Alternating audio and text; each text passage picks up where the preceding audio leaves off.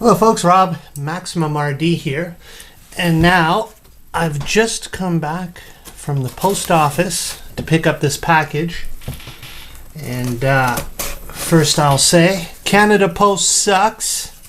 This package was picked up even though online indicated that a delivery attempt was made yesterday, which I know for a fact it was not because I was home. And it also indicated that a card indicating where to pick up would be left. The fact that there was no card to be found or seen anywhere also indicates the fact that it was a straight out lie. And just to verify, when I picked it up at the post office just now from a very nice older fellow who's always, he knows me well from all the packages, and he even admitted himself. He probably wouldn't do so publicly or on video or knowing he's being recorded, but even he admitted. I kind of put it in a joking way that the mailman was lazy, and he was kind of like, yeah, especially in this weather. And I was like, what do you mean? He's like, well, this cold, lazy weather, they tend to be a lot more lazy. So basically he was verifying that there was no delivery attempt made or card left. It was simply left right at the post office, and they lied about the status report. So there you go. So if you have a bad mailing system, a bad delivery system in your neck of the woods, you're not the only one. It happens in Canada too. So anyways, the good news. My new handheld. It is not a DS. It is not a PSP. It is something very different, something really cool. It is from, I believe it's Game Holdings? No, Game Park. Yeah, GP, Game Park. They're the same makers that were behind the original GP32 and their follow-up, the GP2X, and this, the GP2X Whiz, which I like quite a lot. I really like this unit, but the screen is beautiful, but it's really small. I think it's like the GBA, that really tiny micro GBA they came out with that time. I think it's something along those lines for the screen size. Definitely much smaller than the original GP32 and GP2X screen. So I really like this, but I saw their follow-up, this one right here, the CAANOO, the GP2X CAANOO, and saw some video online and read a great review and said, knew it had a bigger screen. So I said, yeah, I want one. And took a while. I considered getting it from playasia.com, but at the time I think they only had the white ones, and I don't want a white handheld because they just tend to get all dirty and look like crap after a while. But anyway, so I grabbed this one, model CA100, manufacturer Game Park Holdings Company Limited. I also have a couple websites you can check out. Just for features, as it says on the box here, touchscreen LCD, 3¼ inch, Wi-Fi ready. You can get a dongle for it that allows you to do some Wi-Fi stuff. I'm not interested in that. It's got a microphone, 3x Gyro Sensor. That'd be your directional pad, I'm assuming. Or no, actually, sorry, Gyro Sensor. I believe it has like vibration built in and motion sensing built into it. I don't know how much that'll be utilized, but we'll see. USB 2.0 support. It can take SD cards, and yeah, it has a lot of feature. Touch pen features, just like the original GP2X Whiz. So let's take a look. It's made in Korea. So as with items of its type, they tend to be cheaper, but of course, while you may not get that, let's say, Sony or Nintendo overall professional build. It's an open platform, folks. It's based on a Linux core.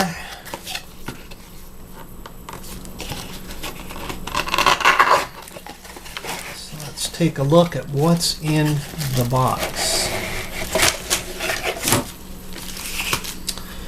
It's a very nice box, by the way. It's quite sturdy, well designed, looks good. There's your instruction booklet. Quick start guide right there. Oh, well, that's different languages here. Is there English anywhere? I don't know, maybe I missed it.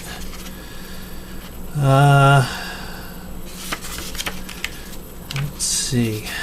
Oh, yeah, English. There is an English section, so that's good. All right, now we've got some things here. Got a stylus. Anyone familiar with a DS is used to a stylus. Hand strap. I don't know about you, but these are never used by me. USB transfer cable, much like the GP2X Wiz. I believe it's a compatible cable, actually. As with the Wiz. Nope, maybe not. Oh yeah, seems to be compatible. Have to find out about that later. And I also think the TV out cable, it doesn't include one, but one did come with my GP2X Wiz, and I believe they are compatible. Although I think there might be some issue there. You'll have to read up on the forums. And this is the unit, folks. Nice plastic bag. And I got the color I wanted. Nice film covering the screen here for protection from dust and such. I'll probably remove it eventually. I tend to remove those after a while. But for now, I'll keep it nice looking. There's your on-off switch right there. I believe, yeah, there's your USB connection here. What's this here? See if I can get into here. Well, I'm not sure yet, so I'm not going to pry it off. Help key, microphone. There's the directional pad. It's interesting. It almost reminds me more of a nub, like on the PSP. So we'll see how well that goes. There's your two built-in speakers. And it's fairly hefty. I do like the, it feels solid, well built. Let's see here, I guess the stylus. Oh, there's another stylus here, so that's good. So they included an extra stylus, that's nice.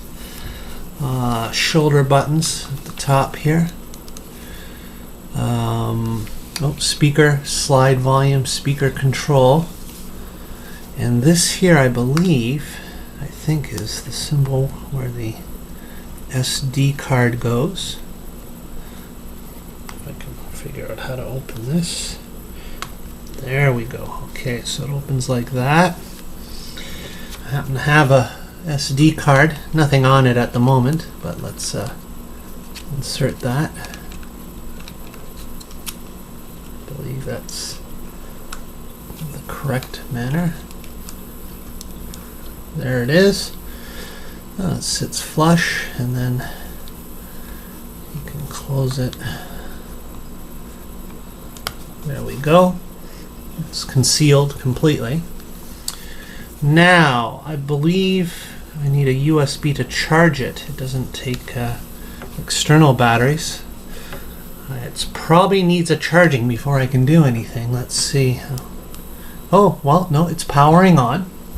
I won't get too close because fixed focus doesn't lend itself too well. CAANOO, play forward, and we're booted. Well, it definitely boots faster than the GP2X Wiz, I'll say that. There's the menu system. It says here games. Let's crank up the volume. Yep, it's up all the way. Games, apps, ebooks, photos, Explorer, movies, music, games. Yeah, it's a very nice looking menu, as you can see, very professional looking. Let's try out that. Where's the yeah, let's try out the touch capability. So let's see, Explorer. Oh yeah, it goes right there, and you can go back. Okay, photos. Oh yeah, okay. Let's see, it's got some movies. Of course, there's nothing on it. Is there games? I don't think there's any built-in games. No built-in games. Okay, so there's nothing on it yet. I'll have to check that out myself. But yeah, so I won't be able to demonstrate too much. Let's see if we can go into some kind of settings. No? Oh, I think the settings are here. Oh wow, okay. So in the settings menu, language, brightness, vibration effect, as I said, it has on or off, weak, moderate, strong. Well, that's cool. So let's try moderate. I put on moderate. Of course, I have nothing to test it yet. USB drive, touch calibration, test mode, wireless LAN, time settings, device information. Let's look at that. There we are. Version 1.0.1, Linux 2.6, revision 120, CAANOO. I know I've already downloaded a update. There are various websites out there for support, and of course emulators, apps, all kinds of homebrew. Being Linux based, there's a lot of apps and support, and more coming all the time. But for now, I think that's pretty much all I can show you. Nice interface, seems to work very well. Nice menu system. Nice screen, as you can see, and a good size screen. Once more for comparison, even though the GP2X Wiz is very attractive screen, but small, as you'll see, much smaller. There. See the difference? Much difference. And as you see, it takes a while for the GP2X Wiz to boot up. It's still, and there, finally. So yeah, the CAANOO boots up much quicker. But yeah, there you have it, folks. I look forward to trying out some emulators and games, and listening to music, watching video on the bigger display. Feels good. It's a very nice feeling system, and I like the interface. That's a quick look at the CAANOO, the latest from Game Park Holdings. Thanks for watching. Rob, Maximum RD, out.